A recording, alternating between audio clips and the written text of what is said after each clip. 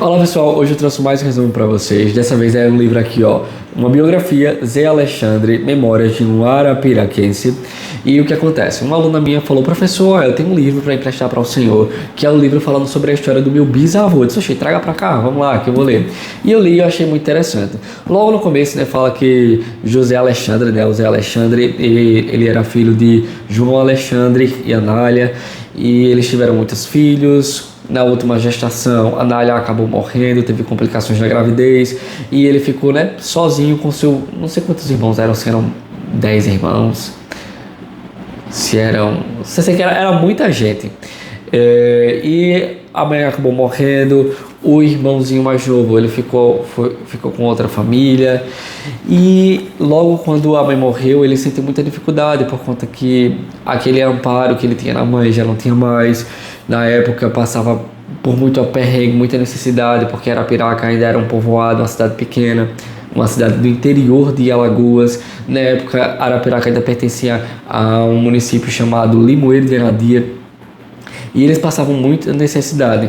Então uma forma dele não sentir tanto a falta da mãe e ainda conseguir sobreviver em questão de alimentação mesmo, do dia a dia, ele começou a vender na porta da casa dele caldo de cana e pão doce para as pessoas que passavam.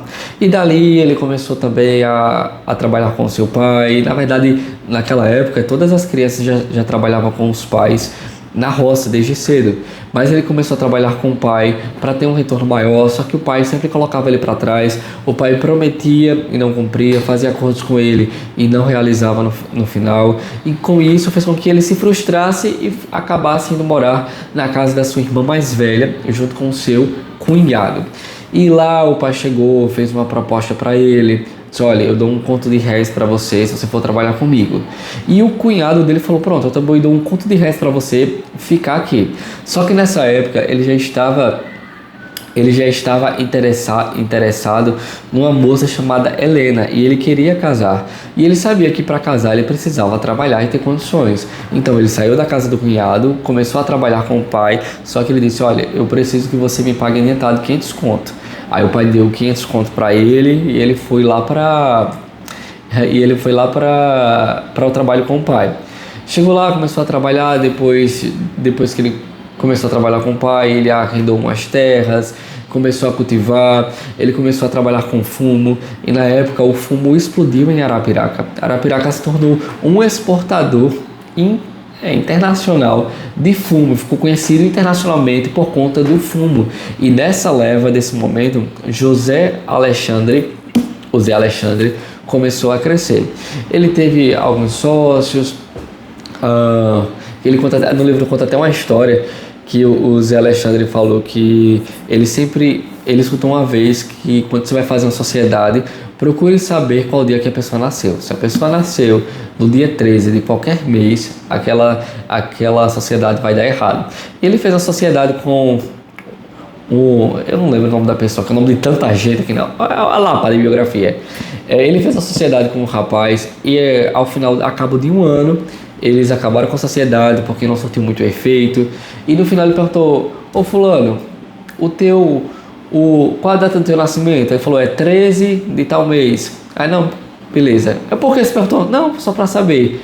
E naquela hora ele disse que teve a certeza que fazer sociedade com gente que, com a superstição, né, que nasce no dia 13 vai dar errado. Ainda mais se for sexta-feira 13. Aí o que acontece? Ele começou a fazer outras sociedades. Ele fez sociedade com Pedro Levino, só que ele acabou falecendo.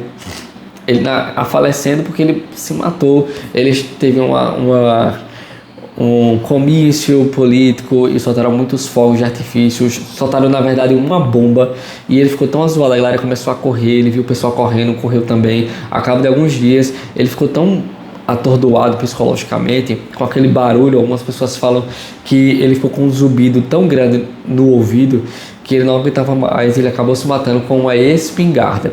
E ele vai contando várias situações, vários relatos de altos e baixos que ele foi tendo, situações complicadas que ele teve em relação ao trabalho.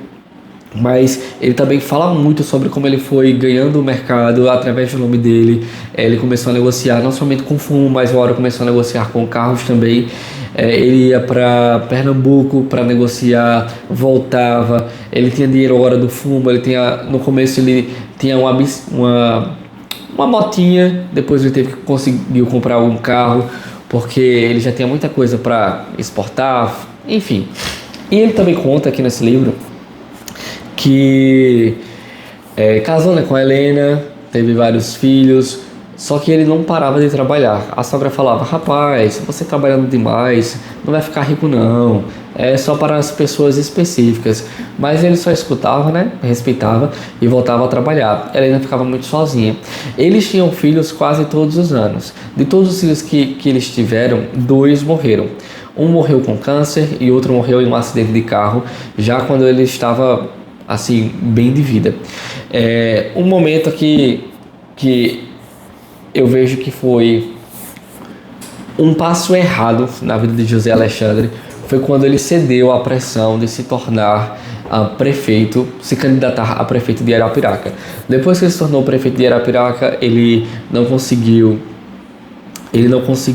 gerenciar a prefeitura e o seu próprio trabalho, e como diz o ditado, é o olhar do dono que engorda o gado, né? Então, como ele não estava lá presente, as coisas começaram a recuar. Na prefeitura ele não tinha como ficar 100% nos 2 locais, e chega um belo dia um dia ruim, que ele sai de Brasília, volta para Maceió. De Maceió ele retornaria para Arapiraca. Ele já estava ali em Anadia quando tem um acidente. O Opala dele entra debaixo de um trator e ele fica com... Ele e os outros 4, na verdade no caso eram 5, ficaram como que mortos dentro ali do carro. As pessoas logo reconheceram quem ele era e foram socorrê-lo, e ele ficou 9 meses afastado da prefeitura, se recuperando. Teve que fazer cirurgia plástica, quebrou dente, quebrou fêmur, quebrou braço, quebrou perna. Foi realmente um milagre ele ter sobrevivido. E o que acontece? Nesse meio tempo havia uma instabilidade muito grande, porque o presidente era o Collor, e o Collor estava tendo uma conspiração do impeachment do Collor. E ele era amigo do Collor, só que o recurso que ele achava que poderia chegar em Arapiraca por conta dessa conexão não estava chegando. Então ele foi conversar com o governador depois de 9 meses.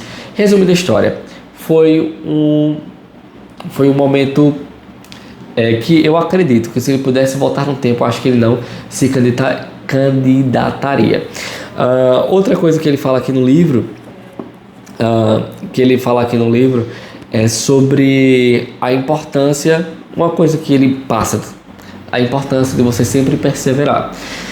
No final das contas, o livro acaba com a sua festa de 80 anos. Ele ainda é vivo, ele tem 86 anos hoje. E uma coisa que ele fala bastante aqui no livro é sobre como houveram várias dificuldades, mas ele sempre se permitiu arriscar.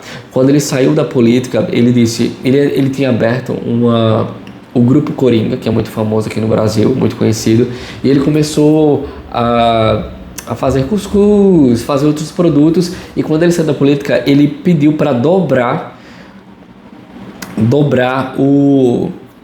a quantidade dos produtos que eles faziam. E era um passo muito ousado, porque o Brasil passava por uma instabilidade muito grande. Mas ele sempre foi ousado, e durante toda a história, uma coisa que eu percebo é que, embora as pessoas falassem para ele que ele não iria conseguir, porque era filho de pobre, por conta das condições dele, e realmente ele era um improvável, ele não escutava. Ele continuava, ele arriscava. Ele foi destemido. Ele está onde chegou porque ele foi uma pessoa bastante destemida. E eu acho que essa é a mensagem que ele tenta passar através de contando o seu relato, né, através de toda a história. É sobre uma palavra: perseverança. Gostei, valeu a pena ter lido esse livro. E é isso aí, pessoal. #SóSucesso. Valeu, partiu.